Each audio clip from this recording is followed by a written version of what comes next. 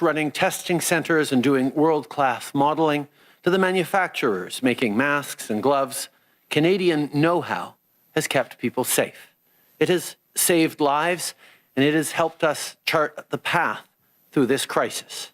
And that is something worth investing in.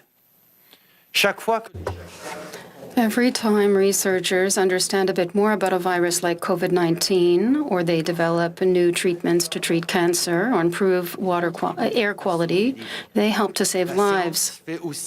Science has also ensured that our children are inheriting a cleaner, healthier planet. Research is important. It improves our lives every day, and that's exactly why we must continue to support it. Today, we're taking another historic step forward for Canadian innovation. With $518 million through the Canada Foundation for Innovation, we're investing in groundbreaking research. This funding will support over 100 projects and hundreds of researchers, whether in studying viruses like COVID-19 or developing cancer treatments and fighting climate change. Just take the research into digital healthcare that will be possible because of today's investment. With this funding, doctors at Women's College Hospital in Toronto will be able to develop a cutting-edge virtual care lab. This will move us forward on getting everyone the healthcare they need, even if they can't leave their home. And after the year we've had, I think it's clear why that matters. Bien entendu, of course, when we talk about innovation these days, we immediately think of vaccines. With regard to our unprecedented investment of $518 million for Canadian research through the Canadian Foundation for Innovation, we are stimulating efforts to manufacture vaccines in Canada. Through the Innovation Fund, a team of researchers at the CHU in Quebec and the University of Laval are working on a way to continue to accelerate the development and trials of vaccines here in Canada. This funding will support this work and that of other people across the country. Is one of our best tools to beat this pandemic. That's why we've made historic investments in science and research to fight COVID-19. That's why, since 2015, we've funded domestic vaccine research, development, and manufacturing. And it's why we turned the page on the previous government's approach by instead fully supporting and standing with the science and researchers who keep us healthy and safe. Over the past 5 years, we have made unprecedented investments in science and research. This pandemic reminds us why it's so important to do that. Reminds us also that we must never go back to the approach taken by the previous government, which was to cut funding for science. And the pandemic reminds us that we still have work to do. An investment in innovation is an investment in you and in your family. It's an investment in today, tomorrow, and in the years to come. Canadians have the knowledge and the creativity needed to meet all the challenges, and we will be here to support those efforts. Be it for vaccines or virtual care, your health is our top priority. To this end, I want to give you an update on vaccine delivery. Canada hit a big milestone: 2 million vaccines administered across the country. A true Team Canada effort. We've been working every single day to reach our targets, and everyone who wants to will be vaccinated by the end of September. Maybe your grandparent, your parent, your family member or friend has already got their shot or has got an appointment to do it soon. Well, we all want to feel that relief. So to everyone, know that your vaccine is on the way. Very early this morning, our first 500,000 doses of the AstraZeneca Oxford vaccine from the Serum Institute arrived in Canada.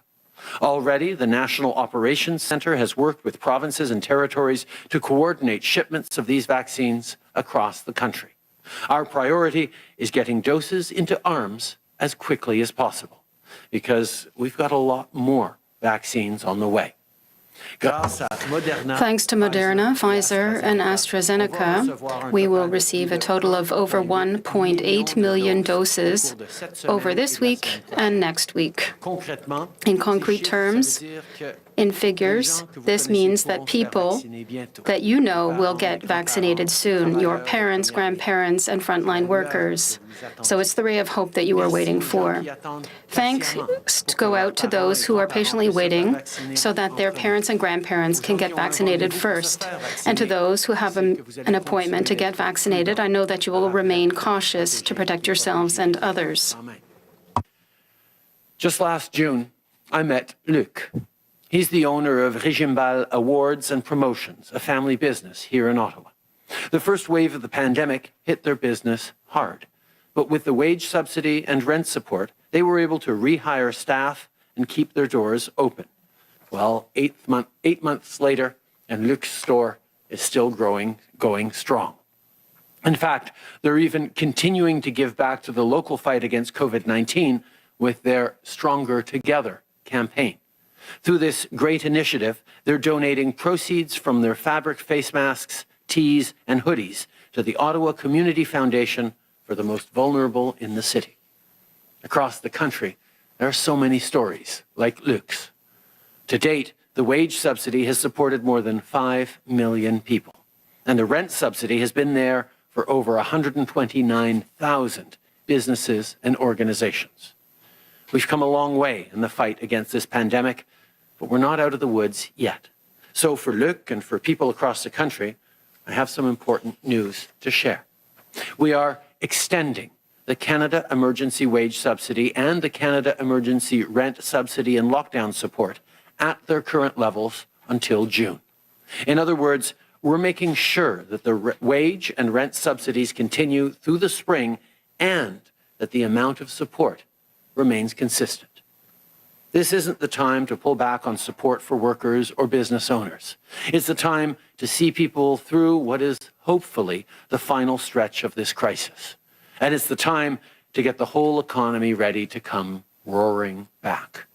So that's exactly what we're going to do. We are extending the Canadian Emergency Wage Subsidy and the Canadian Emergency Rent Subsidy and lockdown support at current levels until June. If you are a worker or a business owner, you can have the certainty and the support that you need to get through the spring and remain standing. Times are hard, and we are here to provide you with the support that you need to make it through this crisis as long as it lasts. The spring is coming, vaccinations are underway, and better days are waiting for us ahead.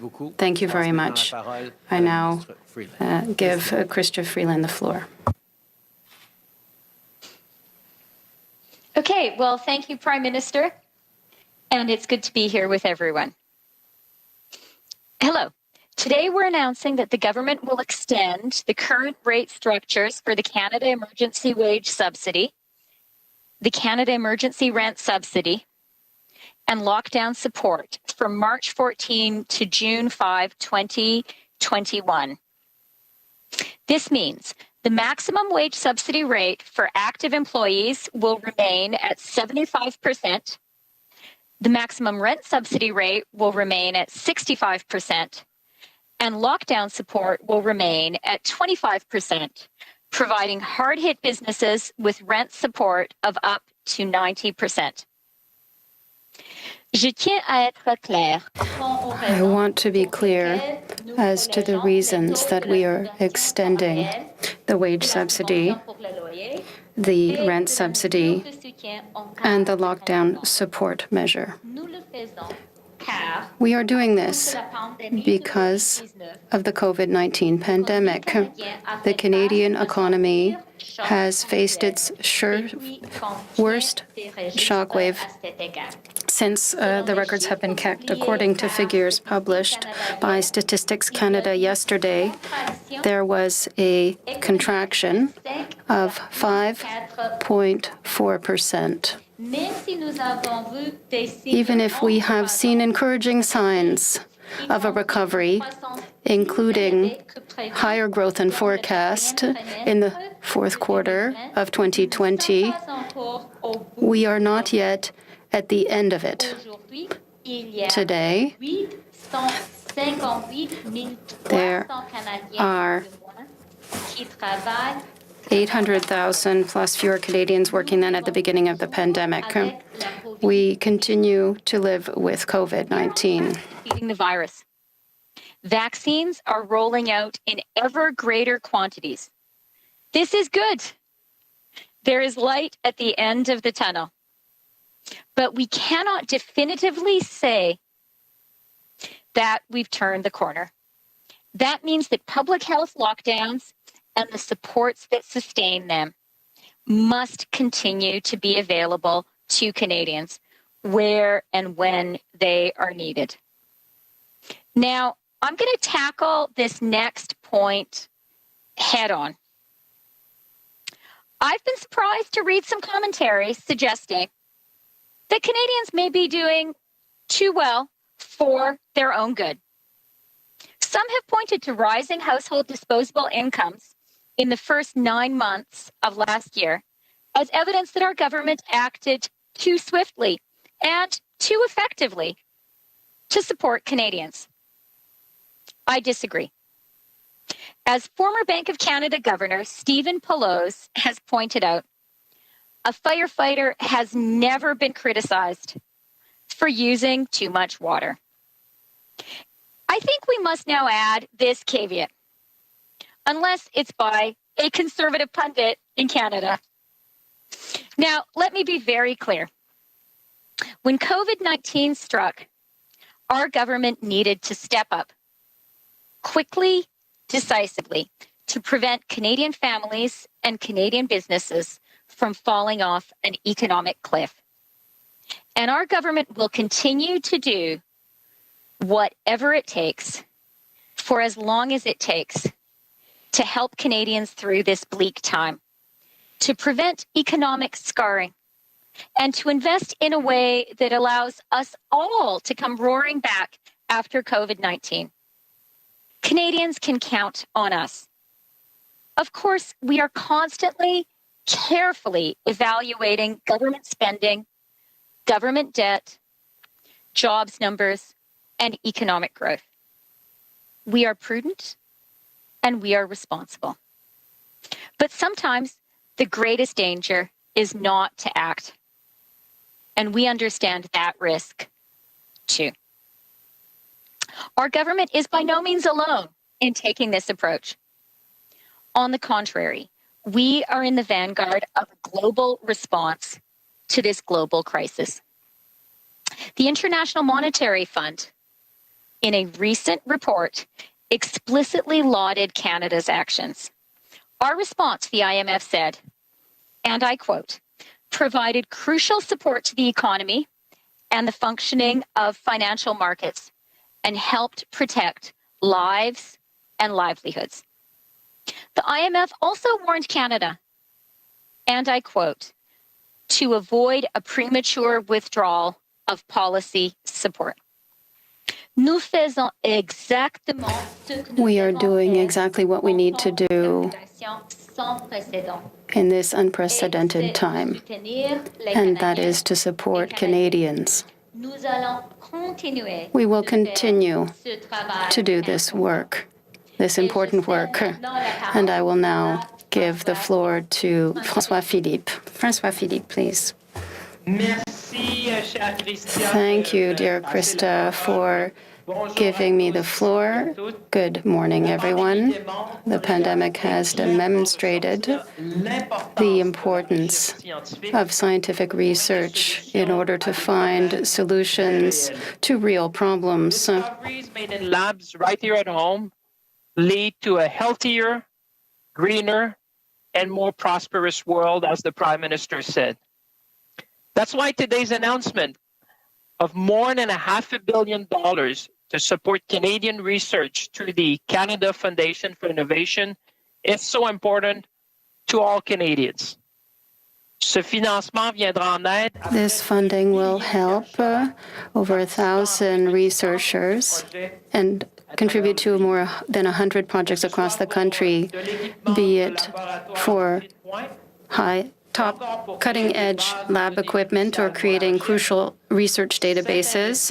This investment will help our researchers across the country in concrete ways. better cancer treatments or developing clean technologies. Our Canadian researchers need these kinds of tools to turn their bold ideas into reality. This is both about leadership and excellence. And the way to bridge that gap is precisely to adequate funding. Our government is pleased to be contributing again to that effort. The benefits of investing in research infrastructure are countless. It creates spaces to train the next generation of STEM professionals, brings together scientists and entrepreneurs who can jumpstart innovation, and it helps Canada remain at the forefront of scientific discoveries. It is well known that we are a government that believes in science. Since 2016, we've invested over $10 billion in science, research, and the people who power it. We're proud to support our researchers by founding state-of-the-art facilities in which they can work to solve today's most pressing problems. Now more than ever, Canadians are looking to our scientists and our researchers to come up with innovative solutions to the challenges we face. Mes plus sincères félicitations aux bénéficiaires du financement annoncé aujourd'hui. My warmest congratulations to those who got the funding announced today. We will ensure that we meet the challenges and contribute to the health and safety of Canadians. Thank you to everybody. Prime Minister, you have the floor. Thank you, Minister Champagne. The Prime Minister and ministers will be taking questions for 20 minutes. One question, one follow-up, starting with the phone. Merci beaucoup, Monsieur le Ministre Champagne. Le Premier ministre et les ministres prendront des questions pour 20 minutes. Une question, une sous-question, en commençant par le téléphone aujourd'hui. Opérateur, c'est à vous. Thank you. Merci. Première question, Lina Dib, La Presse canadienne. À vous. Lina, La Presse canadienne. My question follows on Ms. Freeland and then you, Mr. Trudeau, either one. The extension of these programs to June had been announced, but the rates are going down. It's less and less generous. Can you tell us how much it will change in terms of what you had budgeted? How much more money are we talking about for businesses than announced? Since the beginning, we had said, Lina, that we would be here for people as long as it took, with all the supports necessary, and that's exactly what we are doing. We know that, yes, we are getting to the end of this phase of the pandemic. That's a good thing. At the same time, we have to ensure that we can ensure a strong recovery, and that's why I'm pleased to turn the floor to Christophe to complete the answer. Thank you, Prime Minister. Thank you, Lina. As I indicated, our approach is very cautious. We had already anticipated in the forecast that it might be necessary to do what we had announced today. So it had already been set out in all the figures that we had published in November. To be specific, we estimate that to March 13th, the cost of the rent program will be approximately $4.4 billion. And from March 14th to June 5th, the additional cost will be $2.1 billion. With regard to the wage subsidy, we estimate that the cost to March 13th will be approximately $83.53 billion. And from March 14th to June 5th, the additional cost will be approximately $13.9 billion. And I would add, only if these are programs where it will depend, in fact, on the situation that Canadian businesses face. The level of assistance will depend on business revenues. So we will spend less if the economy is stronger, and we will spend more if the economy is weaker and if businesses need further assistance. Thank you very much, Lena. Merci. En suivi, Lina? A follow-up? Yes. Obviously, the federal budget is approaching. The opposition parties are asking for some things, and we're hearing a more and more political and partisan rhetoric, particularly with regard to the economy. Mr. Trudeau, I'd like to hear a response to Mr. O'Toole, who said yesterday that you were trying to rethink the economy, and it wasn't time to do that at all. Rather, it was time to help keep all jobs in all the sectors instead of picking winners and losers. Mr. Trudeau, thank you. First, I think it's important to understand that there are huge differences in approaches by the different parties and how we should help the economy recover and prepare for the future.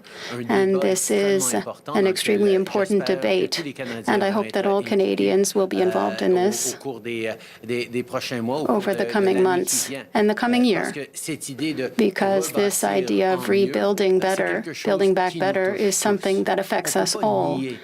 We cannot deny that the pandemic has changed our behaviors, has affected the way that we see ourselves in a year or in a decade. It is our duty to take this opportunity and the responsibility that we have through this pandemic to better prepare ourselves for the future. Investing in science, for example, we recognize that people who were already vulnerable before the pandemic are all the more so as a result of this pandemic.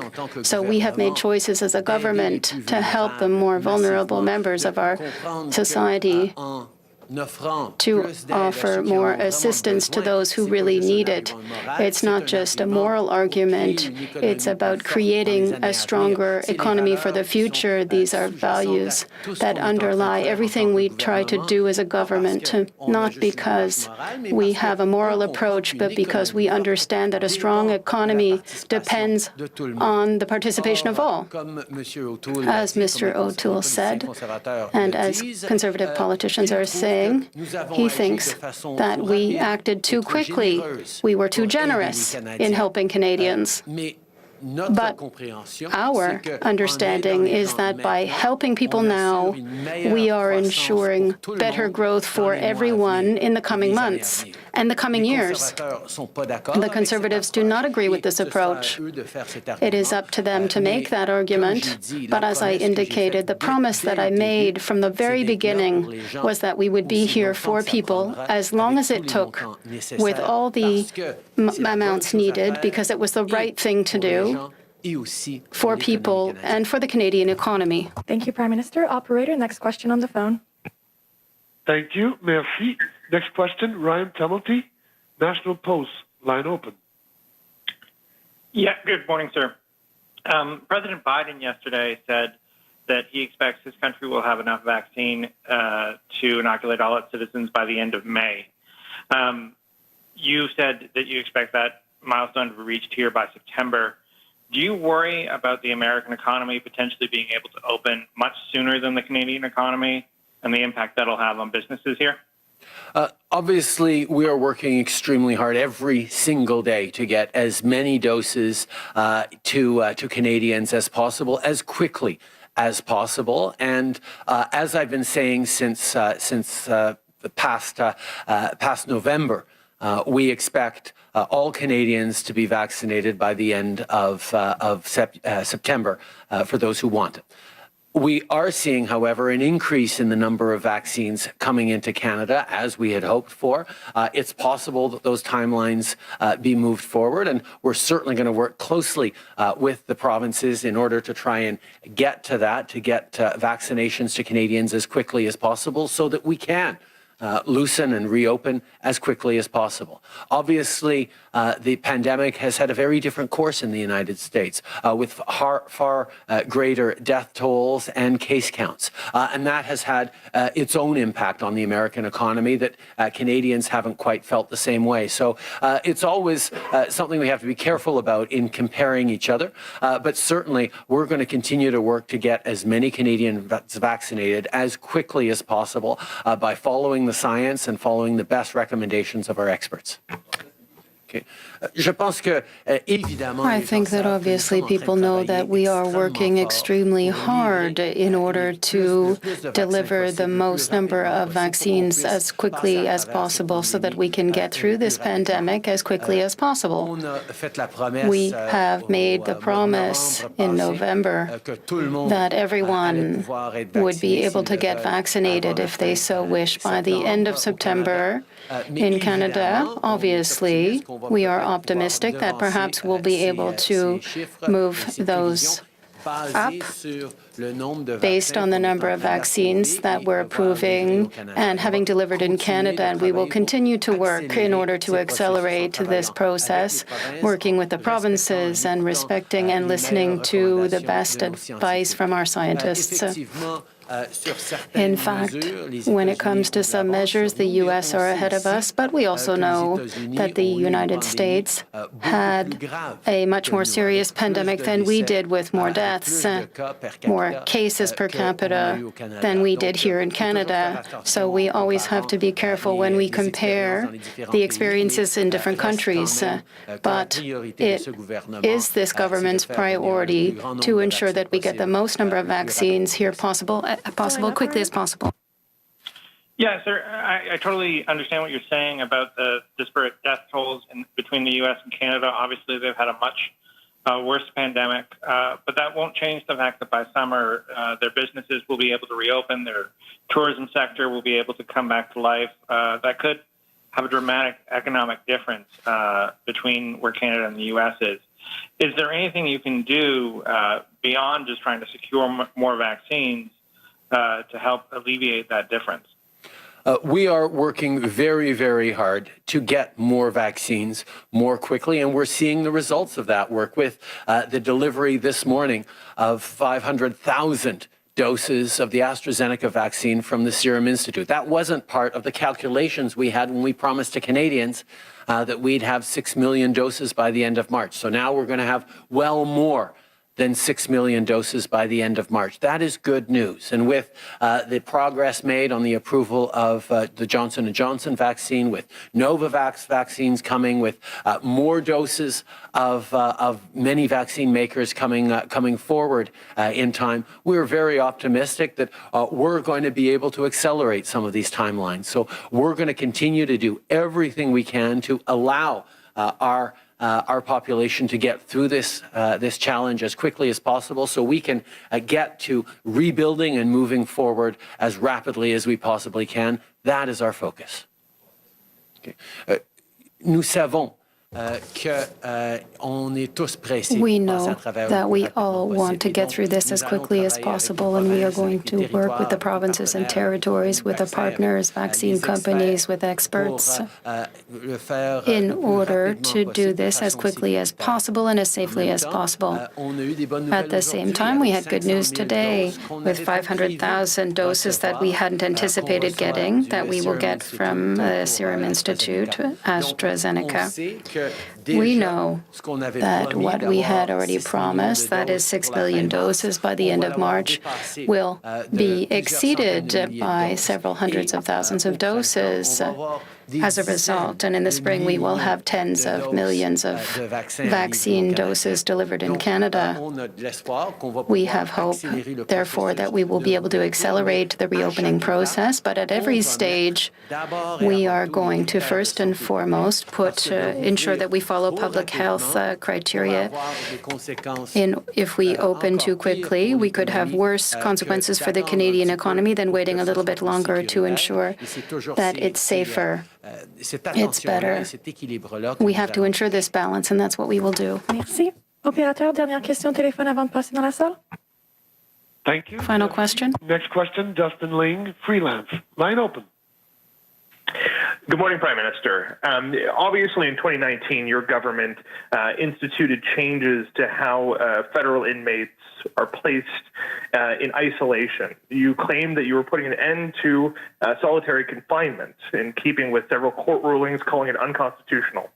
A new report from last month concluded that that didn't happen, that fully a quarter of all federal inmates going into these cells were still being held under the definition of solitary confinement, and fully 10% met the definition of torture.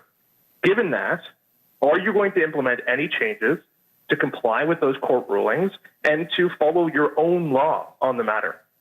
Obviously, there remains more to do, Justin. We've taken very seriously this report, making a commitment to end solitary confinement, administrative segregation is extremely important to this government, and we will move forward on that. We have made significant progress, but as that report and as your work has pointed out, there is more to do, and we will do more.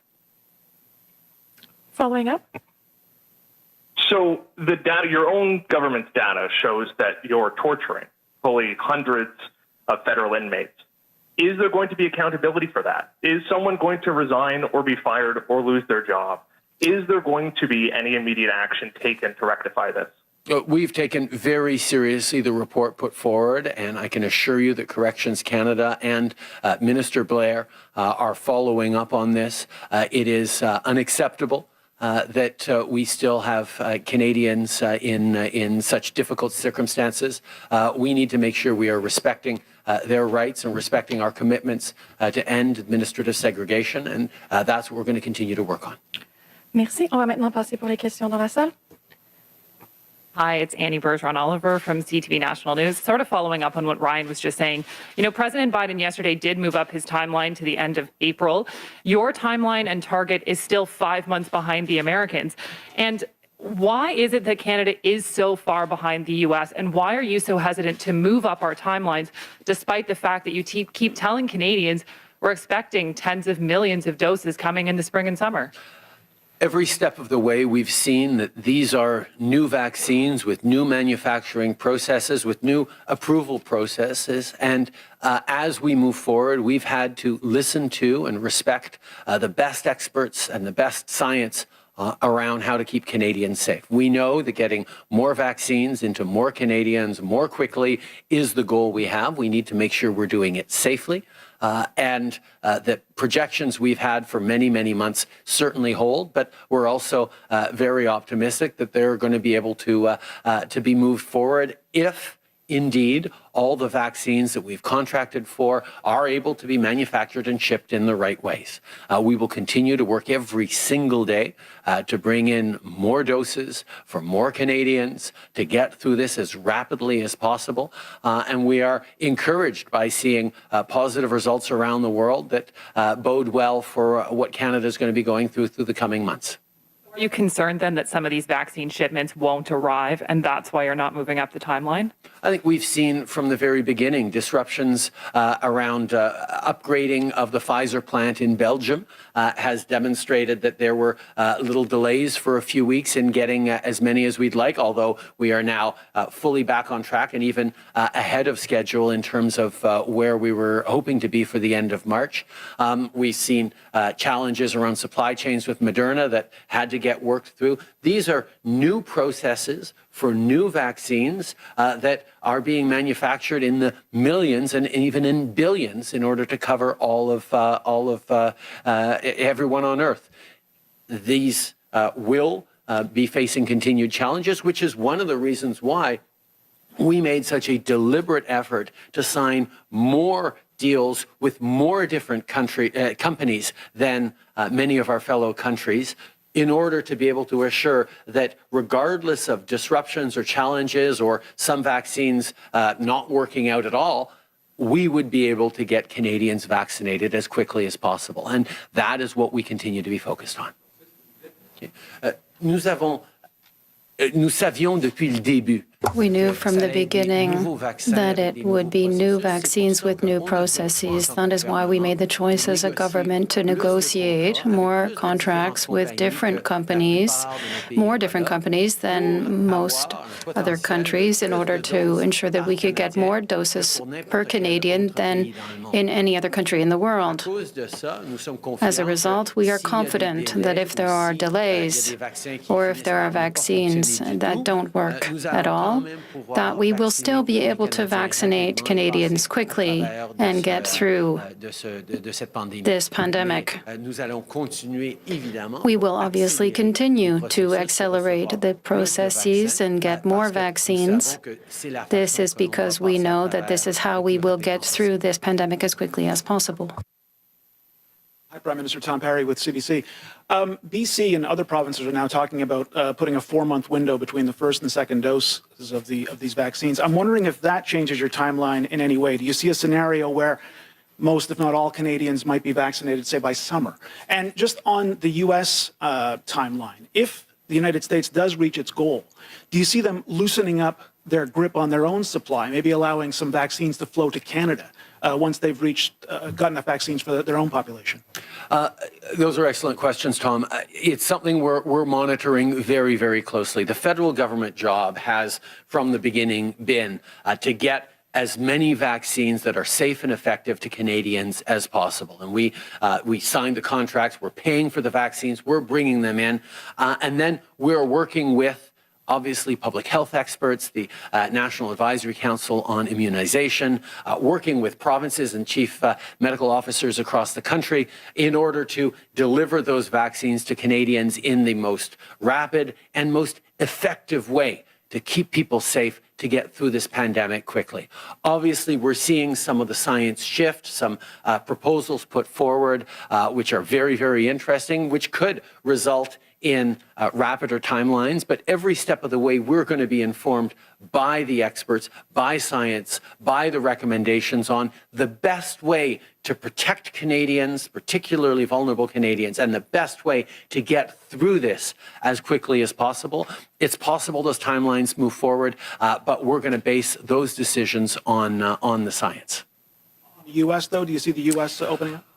In my conversations with President Biden, it was very clear that they understand that, like us, we know that you don't get through this pandemic anywhere, not fully, until you get through it everywhere. So like most countries around the world, they are prioritizing their own populations, but they are also, by stepping up on the COVAX facility internationally, by looking at how they can be helpful around the world, very open to helping out other countries, and those conversations will continue.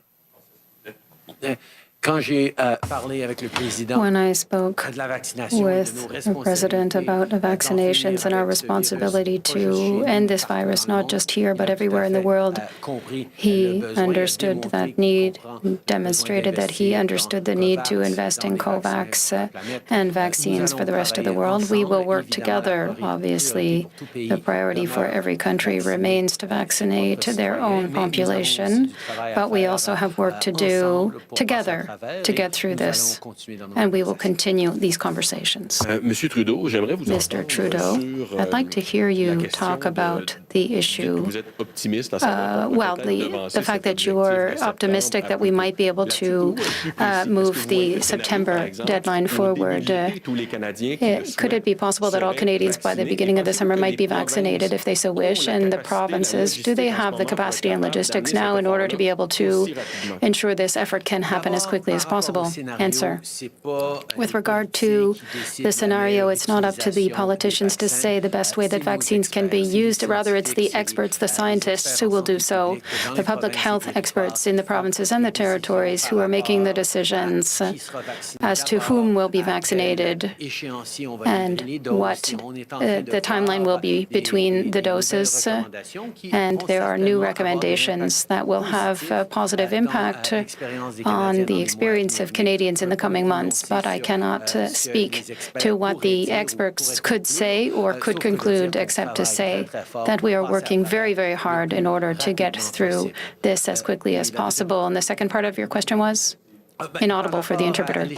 Well, with regard to the timeline, it will depend greatly on the decisions that are made by those experts and by the provinces about vaccinations. Also, we know that we are coming to a time when we are moving from limited resources in terms of the number of vaccine doses available to having tens of millions of doses coming into the country in the coming months. The challenge then of vaccinating the most people possible as quickly as possible will be one of logistics, and I'm very pleased with the conversations that we continue to have with the provinces and the territories, as well as with family doctors associations, pharmacists, and private businesses that regularly deliver to their own employees flu shots against the seasonal flu, for example, and perhaps could also provide COVID vaccines to their employees. There are all kinds of different approaches that we're looking at. We are doing this to ensure that it will not be logistics that will hold us back in terms of our capacity to deliver all the doses coming into the country and to do that as quickly as possible. Good afternoon, Mr. Trudeau. This is Man Hamidi with the Canadian Press. Amnesty International Canada and others are calling on you to intervene with France and put an end to the persecution of Ottawa sociologist Hassan Diab, saying he is a clearly innocent and mere scapegoat in a decade-old bombing. Now, given your June 2018 comment when you said that what had happened to him, to Mr. Diab, should never have happened to him and should never happen again, will you or one of your ministers intervene with the French authorities regarding this? We have continued to engage with officials in France on this case, and we will continue to. It has been a priority for us to make sure that we're standing up for our citizens all around the world with countries that are challenging, but also with our allies, and those conversations will continue. Prime Minister Michael Couture with Global National. This morning, China's ambassador to Canada told Canadian reporters that allegations of genocide of the Uyghurs are, quote, the lies of the century. What do you make of that? We have and will continue to take very seriously the very credible reports of human rights abuses in Xinjiang, in China, perpetrated against the Uyghurs by the Chinese state. There are significant concerns being expressed all around the world, and the Parliament of Canada was very clear about its concerns just a few weeks ago. We have committed to work with our allies internationally on both getting clear answers and holding to account those responsible with possible consequences that the world can bring forward. But this is something that is much better done on a multilateral basis. Over the past many years, including a couple of occasions directly to Chinese leadership, we have expressed our deep concern for the situation facing the Uyghurs, and we will continue to do that alongside our allies to make sure that we are actually having an impact on what's happening to that community. We have been deeply concerned for a number of years about the situation of the Uyghurs in Xinjiang. We are very concerned by reported abuses of human rights abuses by the Chinese government against that community. We have directly raised this issue with Chinese leadership. We are working with our partners and allies across the world in order to get better answers as to what is happening, but also to coordinate our efforts and the consequences for a state that continues to be responsible for serious human rights violations. We recognize that the Canadian Parliament and others have recognized what is called a genocide, and we will work with our allies around the world to advance this case of protecting this minority and ensure a change in behavior. Follow-up in that same news conference, reporters asked the ambassador whether or not the case of Meng Wanzhou and the two Michaels are connected, and he said, quote, "There's no connection between the cases. They're totally different." Do you agree with that? No. It is obvious that the two Michaels were arrested on trumped-up national security charges days after we fulfilled our extradition treaty responsibilities towards our ally, the United States. Chinese officials at the time were very clear that they absolutely were connected as a frame, and nothing the ambassador can say now will dissuade me from understanding that that is indeed the case. Okay. C'est très clair que les deux Michaels. It's very clear that the two Michaels were arrested on trumped-up national security charges immediately, a few days, that is, after we fulfilled our extradition responsibilities to the United States. Chinese authorities have admitted that obviously they were connected, and anything that the ambassador is now trying to say will not convince me otherwise. C'est ce qui met fin à la conférence de presse d'aujourd'hui. Merci tout le monde. Merci Christian. Merci François-Philippe. Merci. Is the Prime Minister of Canada